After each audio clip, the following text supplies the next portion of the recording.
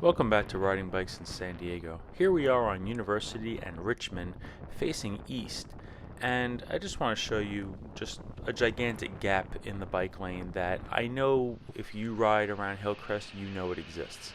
But this area is actually okay. I mean, we have paint on both sides, which it's not ideal, but it goes through most of Hillcrest, gets interrupted over the 163, and as we're approaching Normal Street right now, which is the next intersection, they're actually building a major promenade to the north, so you would think that we should be able to bike there safely.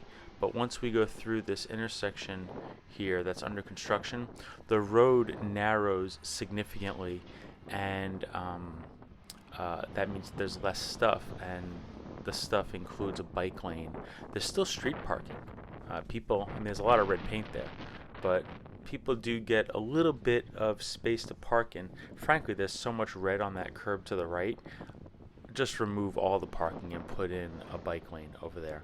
Right now, I'm in a sharrow, and because there's no bike lane, like this is a major gap, and it approaches Park Blvd, which does have bike lanes, albeit not directly on the way south to the right for one block, but it's a major gap. I decided that I'm not going to battle with that bus and go around. I want to make a left turn here anyway, because if I go straight on University, I don't have a bike lane either.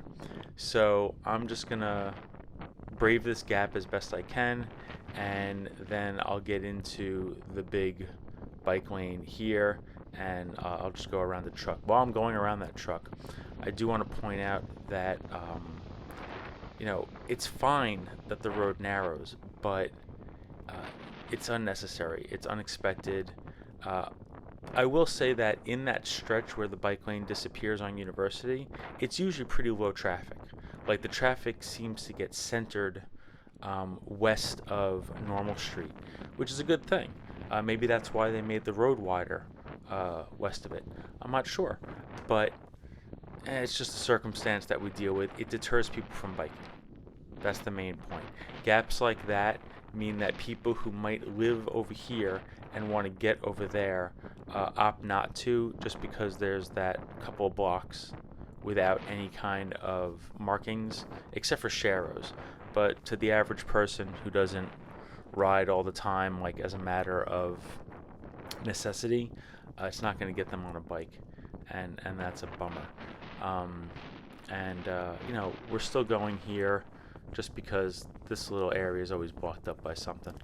But I just wanted to show that little gap to you on University while I still have footage. This is from a few weeks ago, but maybe when that promenade project on Normal Street gets done, there's a way that we can revisit that little stretch. Like I said, there's so much red paint on the curb. Why not just paint it all red? Get rid of a couple of spots there and just make it safe for everybody. Data suggests that the loss businesses face from having the parking spots will be made up for by people biking to the businesses. Also, there are other parking options. There are places around the corner and behind the businesses. There are also parking lots for those places, so I suggest that those get utilized more. Anyway, from here we are going to continue into University Heights, drive less, and ride a bike. Thanks.